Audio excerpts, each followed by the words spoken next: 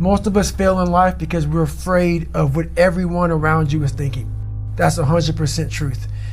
People, one thing you have to learn early in life. I didn't learn this till later on. I don't give a motherfucker. You can't care what anybody thinks about you. If I care what people thought about me, you think I'd be yelling out here, doing a 105-pound ruck, talking shit? This is who I am. Find out who you are and own that motherfucker and tell people to go f themselves. I had to stop caring what people thought about me. I realized that everybody's f***ed up. That's the one thing I realized. I walked around and I put these people on a fucking pedestal. Everybody was better than me. So I can't tell you anything about me because you're gonna judge me and I'm gonna feel even worse than what I am. What I realized, once I calmed my mind down and sat back and looked at how jacked up this world is, once you realize that you are not alone, everybody that's talking to you about how jacked up you are, only thing they've done better than you is they've hidden their f***ed up world better than you have. That's all they've done. We live by the narrative of other people. When I first called a recruiter to be a Navy SEAL and I was 297 pounds, the first recruiter looked at me and said, "You're not gonna be able to make this, man."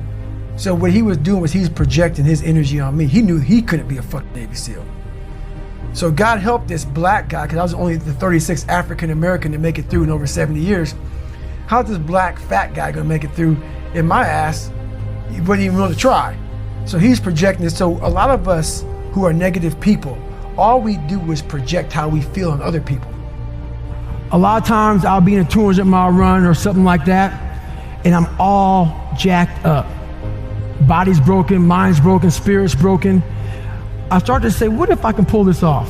When I first walked into the Navy SEAL recruiter's office, he looked at me and said, there's only been 35 African Americans in 70 years make it through. You know what I said to myself? What if I can be the 36th? It's the what if I can pull off a fucking miracle. What if I can become someone that no one thinks I can be? And just me talking about that, I have the hair going up on my arms because it makes me just like, what if?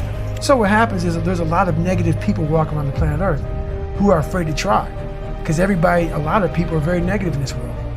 So we are afraid to fail. Why? I told you, man, you shouldn't even try it, dude. Just chill out, relax. Why are you so crazy? Why are you so obsessed? So all that stuff drives the quitting mind, I call it. The mind wants to quit. The mind's tired. The mind thinks it's very deserving. So the biggest problem in this world is other people, not yourself. It's other people in your head. They are puppet mastering you pretty much on your life. My next door neighbor 2 months ago, she just killed herself. Tons of veterans I know, they killed themselves. I got an email 2 weeks ago from a family member that an 11-year-old boy killed himself from people at school bullying him. One thing about life is that people in life, they are the ultimate puppet masters. They exploit your weakness and they love to walk you around life and own space in your head. One of the biggest ways to cut those strings and walk on your own two fucking feet to your own destination in life is to build self-respect, self-esteem, self-discipline, all those things. Stay hard is not just about going to the fucking gym. Stay hard is about going that extra step and you fucking can't. That's what builds self-esteem and self-respect. Stay hard. Because I realized once I was talking to myself the right way and all this shit wasn't in my mind, wow. I went from this piece of shit kid who thought he was dumb, not successful, insecure, who stuttered when I first saw somebody, to a person who can now do all these things just because I now control my own mind. When you get to the point where you really fucking don't care, you're dangerous. You become very, very dangerous. I'm not saying don't care like, I don't care if I do that. No, when you don't care about other people and how they view you, about how you walk, how you talk, how you dress, where you want to go with your life. With success in life comes more haters. Don't make them hurt your feelings. Use them for fuel. Use them for energy. In times of need, put them on the fucking mental Rolodex in your mind. And when you don't want to do shit, roll through your brain. Pull up that motherfucker that you need. That person who said you couldn't do something. fast enough, good enough, smart enough, where the fuck it may be. Use it for energy. Instead of killing them with kindness, torch them with fucking success. In life, we have to continue pushing past the odds. Use everything this world has to give you for fuel. Stay hard. You know, growing up, I didn't want to tell anybody I wanted to be in the military. Because why? Some of my black friends, I was afraid of what they think. I was afraid of what other people thought about me. So now, not going to the military, I didn't know you wouldn't fucking join the military. Yeah, I didn't tell you because I was afraid of what you thought. Once again, man, you allowed other people to shackle your mind. It's the worst thing in the world. So when I saw the military uniform when I was growing up, I thought to myself, if I can get that uniform on, I would find honor in wearing the uniform. So not only do I want to be in the military, I want to be in special ops. But I realized to be in special ops, you gotta know how to swim. So I got a how-to book on swimming. The first page was easy, float. So I went to the pool, tried to float. I sank right down to the bottom. I realized I was naked and boring as hell. The more I failed, the more my father's words were creeping to my mind about how I'm not good enough. All this other bullshit he said to dehumanize me. As time went on, I started realizing the more I didn't quit, the more self-respect I gained. And the power was all mine. In life, it's important to do one thing. Many people will try to dehumanize you. It's up to you to find self-respect and dignity in yourself. You don't need a uniform to have honor. You need to have pride in yourself. Dignity. Stay hard. You have to first accept it before you can fix it. A lot of people walk around, oh man, I'm good. I'm good. No, you're not. You have to accept what you're not. You have to, and people don't want to do that. That's the only way you can fix it. You have to accept it first before you can go on the journey. A lot of folks never even start the journey, man. They never start the journey because they live in this fake life that who they want to be, they act like they are, but they're not because they haven't fixed all this stuff yet.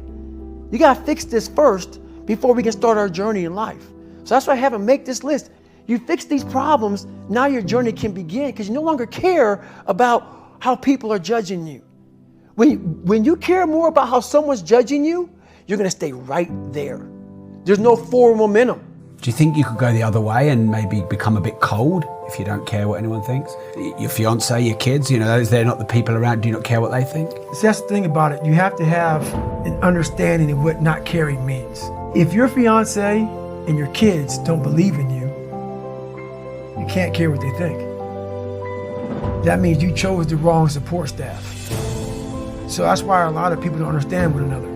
Your support staff has to be like, if I want to go out and do whatever it is, my support staff is, my fiance. If she's like, you know what, I don't think that you should be doing that, I have to take it, why? So I can be open-minded. So why are you saying this?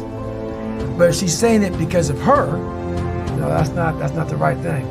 Because I need backing to do what I'm going to do. Open-mindedness, I need support. So you got to be very clear thinking about all that stuff. For instance, there's all these things that are on TV, and we have all these news people judging people who up in life. And yeah, they made big mistakes.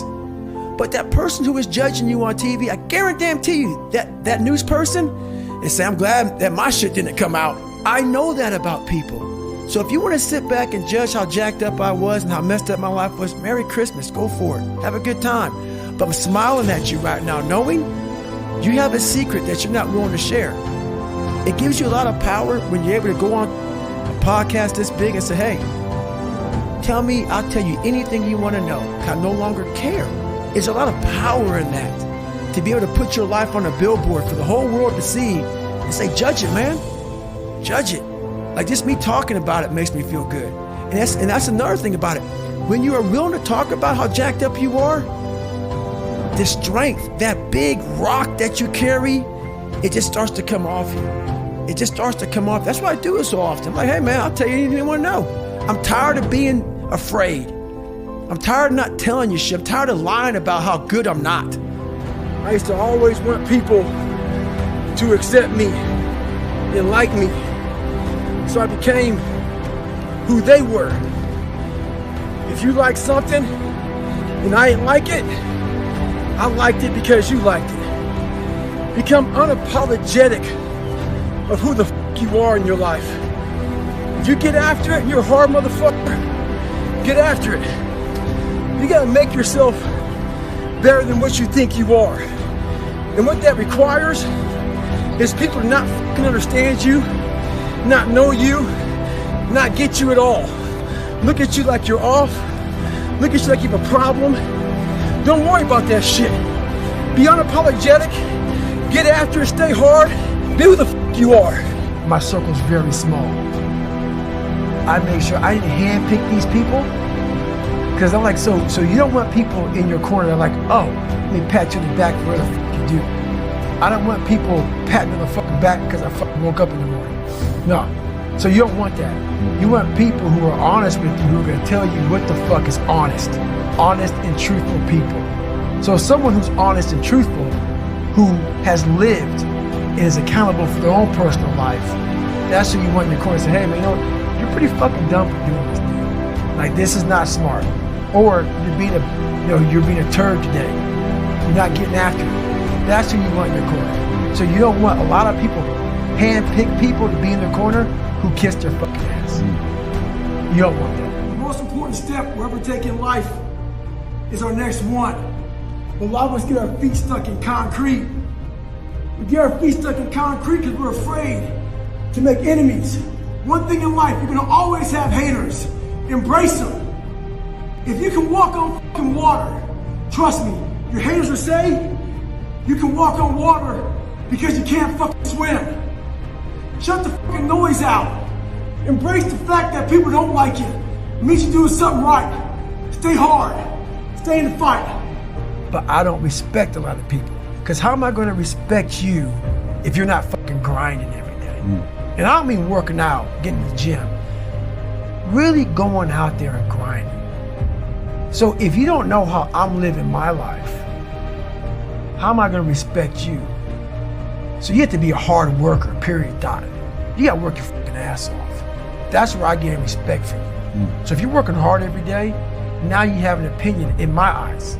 But if you're just a guy who talks shit and you live this fucking life of talking shit, come on, dude. I understand one thing.